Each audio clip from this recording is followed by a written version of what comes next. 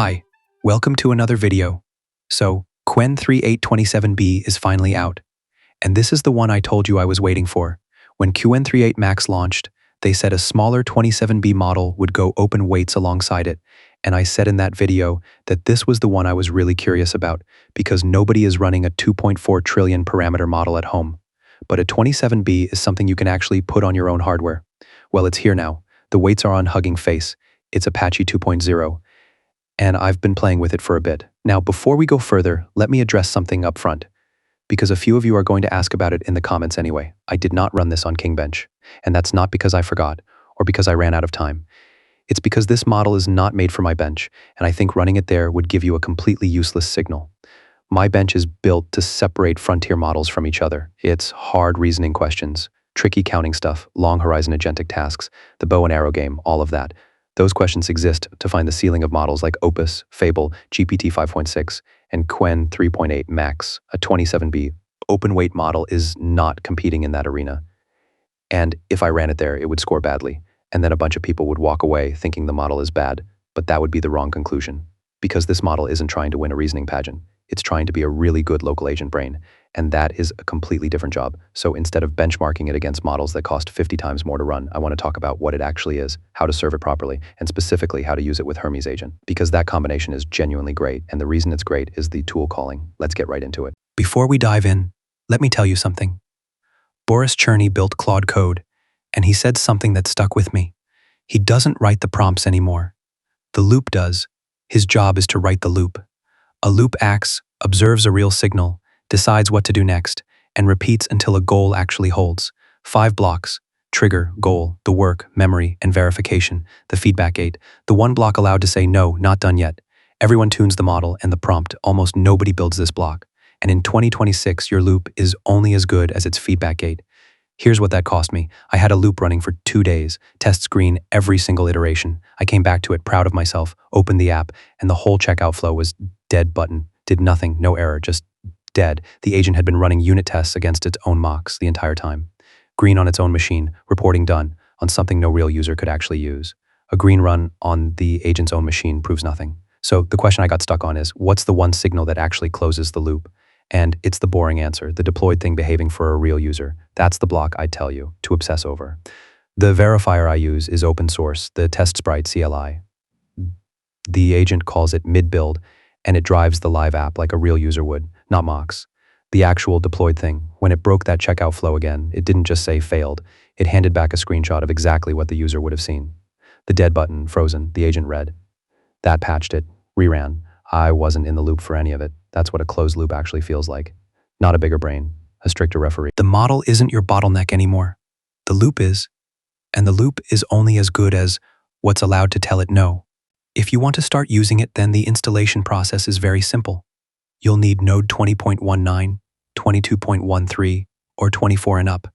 Install with npm install g at testsprite/testsprite CLI. Grab your API key from the dashboard under Settings, API Keys, copy it. It only shows once. Run testsprite setup, paste your key in, then confirm everything's connected with testsprite auth status. That's it. You're ready to go. So when you design your next one, don't start with the model. Start with the verifier. For me, that's testsprite. Open source Apache 2.0, links below. So, what is Qwen 3.8 28 27B? It's a 27 billion parameter model built on the Qwen 3.5 architectural foundation, and it's a native vision language model, so it's not text-only with a bolted-on image adapter. It understands images and video natively, from STEM diagrams and documents all the way up to hour-scale video. The architecture is a hybrid one, which is interesting. It's 64 layers, and instead of stacking full attention everywhere, it's mostly gated DeltaNet blocks with a gated attention block mixed in periodically. In practical terms, that's what lets it handle enormous context without your memory usage exploding. And the context is genuinely enormous. Native context is 262,144 tokens, and it's extensible to a full 1 million tokens with rope scaling techniques like YARN for a 27B model. That is kind of ridiculous.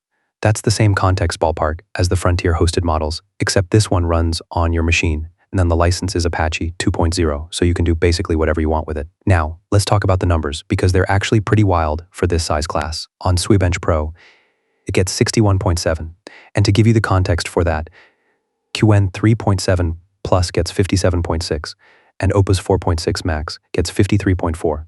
So a 27B model that runs locally is beating a Frontier-hosted model on real-world software engineering tasks. That's not a typo. On Terminal Bench 2.1, it gets 73.0, up from 63.4. On the previous 27B, Opus 4.6 Max is ahead there at 78.2, but the jump generation over generation is almost 10 points, which is a lot. On their own Qwen bench, it goes from 49.3 to 79.0. On DeepSui 1.1, it goes from 13.3 to 42.2, which is a completely absurd jump. On Cowork bench, it gets 70.7, above Opus 4.6 Max at 68.2. On IF bench, which is instruction following, it gets 79.5, and Opus 4.6 Max only gets 62.5 there. And on LiveCode bench V6, it gets 90.3, which is the top score in the entire table. Now, on the pure reasoning side, it's more honest about where it stands. GPQA Diamond is 89.2, which is fine but below Opus. HLE is 30.8, which is well below Opus at 40.0, and that's exactly the gap I was talking about earlier. This model is not a frontier reasoner, it's a frontier-adjacent agent. But the section that actually made me sit up is the vision and computer use table on OS World Verified, which is real computer use. It gets 84.3. Qwen 3, Qwen 7 Plus gets 73.3, Opus 4.6, Max gets 72.7. So the 27B local model is the best computer use model in that entire comparison on Web Arena Verified. For browser use, it gets 64.8, up from 48.8. On Android World, for mobile use, it gets 81.9. On Vision 2 Web, it gets 62.9, up from 45.0. On SWMM, which is multimodal software engineering, it gets 38.6, while Opus 4.6 Max gets 27.1. So this is a model that can look at a screen, understand what it's seeing, and then actually operate the thing at 27B locally under Apache 2.0. And that is why I keep saying, my bench is the wrong tool here. My bench doesn't measure any of this. Now, let's talk about the thinking control, because this part matters a lot for agent workflows. The model has 3 reasoning effort levels. There's X high, which is the default, and that's for complex tasks that need thorough analysis. There's medium, which balances accuracy and speed. And there's low, which is efficient reasoning optimized for speed and cost. Thinking mode is on by default, and you can disable it per request with the enable thinking parameter set to false. There's also a preserve thinking parameter, which keeps the reasoning context across conversation turns instead of throwing it away every time. And if you've ever watched a local model forget its own plan halfway through a multi-step task, you'll know why that's a big deal. In practice, I'd say use low or medium for the boring mechanical agent steps and save X high for the parts where it actually needs to think. If you leave it on X high for everything, you're going to burn a lot of time watching it. Reason about whether it should read a file. Now, let's talk about actually running it. And here I'm going to do something a bit different from my last video on the 27B, where I told everyone to go the VLLM route. I'm not doing that this time. This time I want to talk about Ollama and LM Studio, because honestly, for most of you, that is the correct answer, and I think I've been overcomplicating this. VLLM is great if you have a proper multi-GPU box and you're serving a team. But if you're one person on one machine trying to run an agent, VLLM is a lot of setup, a lot of Python environment pain, and a lot of flags to get wrong for basically no benefit over just pulling a quant. And the good news is that this model landed with proper day one support in both of these. There are already around 278 quantized variants up on Hugging Face, with GGUFs from Unsloth, Bartowski, GGML.org, and the LM Studio community, plus MLX builds at 4-bit and 8-bit for Mac users. So the ecosystem did not make us wait this time. So let's start with Ollama, because it's the simplest. The model is already in the official Ollama library. You just run Ollama pull Qwen 3.8 27B, and that's it. That's the whole thing. The default tag is about 18 gigabytes, and it's listed with a 256K context with both text and image capability. So the vision stuff comes through, which is nice, because a lot of the time, vision models get quantized down into text-only tags, and you lose half the point of the model. And if you're on Apple Silicon, there's a separate tag for you. It's Qwen 3.8 27B-MLX, and that one is built for the MLX framework, so you get much better performance on a Mac than you would running the generic GGUF. Same 18 gigabyte ballpark. If you're on an M-series Mac, use that tag, not the default one. There are around 12 tags total in the library, so if you want a smaller or bigger quant, go to the tags page and pick the one that fits your memory, on memory. Roughly speaking, The default 18GB tag wants a 24GB card to sit comfortably with any real context, or a Mac with 32 gigs of unified memory or more. If you're on 16GB, go find a smaller quant and expect to trade some quality for it. Now, once it's pulled, you can just run Ollama run Qwen 3.8 27B and chat with it in the terminal to make sure it works. But for agents, what you actually care about is that Ollama exposes an OpenAI compatible endpoint at http://localhost:1434/v1. That's the address you're going to give to Hermes in a minute. But before that, there is one thing you absolutely have to fix. And this is the single biggest mistake people make with Ollama. The context length. Ollama does not just automatically use the model's full context. It uses whatever num context is configured, and the default is small, so you can pull a model that supports 256,000 tokens, run it with a couple thousand token window, and then sit there wondering why your agent keeps forgetting what it was doing 3 steps ago. So, set it.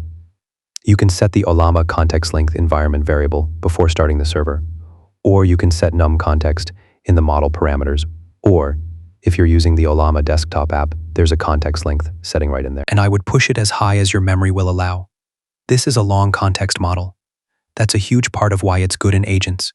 If you run it in a tiny window, you have essentially bought a sports car and left it in first gear. The other nice thing about Ollama here is that tool calling just works. You don't need to pass a parser flag. You don't need to enable auto tool choice. You don't need to think about Jinja templates. The model ships with the right template baked into the tag, and Ollama handles the tool call parsing for you. That's a real quality of life difference versus doing it by hand. Now, let's talk about LM Studio, which is what I'd recommend if you want a GUI and a bit more control. Go to LM Studio, hit the Search or Discover tab, and search for Qwen 3.8 27B. You'll see the LM Studio community GGUF builds, and if you're on a Mac, you'll also see the MLX 4-bit and 8-bit versions, both of which support image to text, so vision works there too. Pick a quant that fits your machine. If you have plenty of memory, go higher. If you're tight, go lower. LM Studio actually tells you whether a given quant will fit on your hardware before you download it, which is a genuinely useful feature, and one of the main reasons I point beginners there. Once it's downloaded, load the model. And this is where LM Studio earns its place, because you get real knobs in the loading panel. Set your context length, and again, set it high. Set your GPU offload to push as many layers onto the GPU as you can. Turn on flash attention if it's available for your setup. And if you're running out of memory at high context, look at the KV cache quantization option, because dropping the cache to 8-bit will let you run a much larger context on the same hardware for a very small quality cost. That trade is almost always worth it for agent work. Then go to the Developer tab and start the local server. LM Studio serves an OpenAI compatible API at http://localhost:1234/v1. Note that port 1234, because it's different from Ollama's 11434, and mixing those two up is a classic 5-minute debugging session. Make sure tool use is enabled in the server settings. LM Studio supports tool calling, but depending on your version, you may want to confirm it's switched on rather than assuming. And if you prefer the terminal, LM Studio also has a CLI. You can use the LMS command to start the server and load models without touching the GUI at all, which is nice if you want this running headless in the background.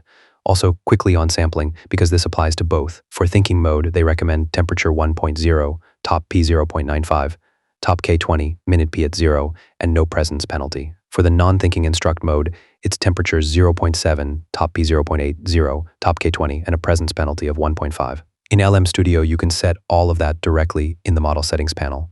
In Ollama, you'd set it in the model parameters or pass it through the API.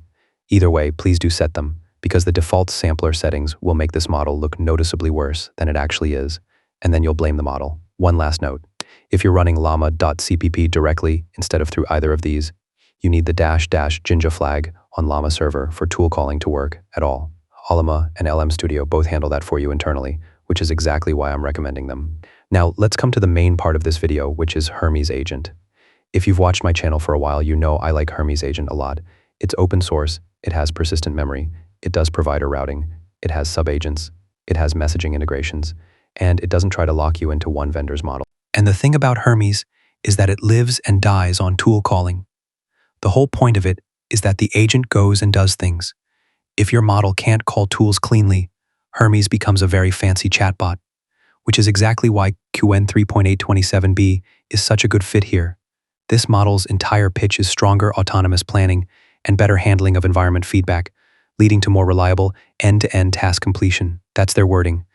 And that is precisely what Hermes needs from a model. So let's set it up. First, install Hermes Agent using the official installer from the Hermes docs. Once that's done, the easiest route is the interactive setup. Just run Hermes model in your terminal. Another thing worth knowing is that Hermes sub-agents inherit the parent model setup. So if your main agent is running on your local Qwen endpoint, the delegated child agents follow the same path. That keeps everything consistent and stops you from getting weird provider mismatches halfway through a long task. And this is where the whole stack starts to feel really good. You have a 27B model on your own hardware with 262,000 tokens of context. You have vision built in so it can look at screenshots and diagrams. You have tool calling that actually works, backed by 84.3 on OS World and 64.8 on Web Arena. And you have Hermes Agent on top of it doing the orchestration, the memory, the sub-agents, and the integrations.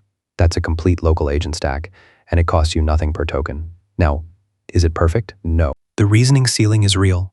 HLE at 30.8 tells you that if you throw a genuinely hard novel problem at it, it's going to struggle where a frontier model wouldn't. So I wouldn't use this as my main brain for architecture decisions or gnarly debugging. But that's not what it's for. It's for the enormous amount of agent work that isn't hard. It's just long.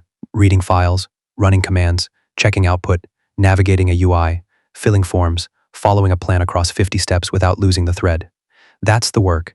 And this model is very good at that work. So my recommendation is basically this. If you want the absolute simplest thing, use Ollama. Run Ollama pull Qwen 3.8 27B or the MLX tag. If you're on a Mac, fix your context length and you're done. If you want a GUI and real control over quants, GPU offload and KV cache, use LM Studio. It's also the better option if you're not sure what your machine can handle because it tells you before you download. And in both cases, point Hermes Agent at the local endpoint with a custom provider, set your context length properly in the config and let it run. I'm not going to tell you to set up VLLM this time. If you're serving a team off a multi-GPU box, sure, go do that. But for one person on one machine, it's just extra work for the same result. Overall, this is pretty great. Qwen keeps doing the thing where they release something at a size normal people can actually run, and it keeps being better than it has any right to be. Beating Opus 4.6 Max on KingBench Pro, OS World, CoWorkbench, and IFBench with 27 billion parameters and an Apache 2.0 license is not a small thing. And no, I'm not putting it on my bench, because that would tell you nothing useful. Use it as an agent. That's where it's good. Overall, it's pretty cool. Anyway, let me know your thoughts in the comments. If you liked this video, consider donating through the Super Thanks option or becoming a member by clicking the Join button. Also, give this video a thumbs up and subscribe to my channel. I'll see you in the next one. Until then, bye.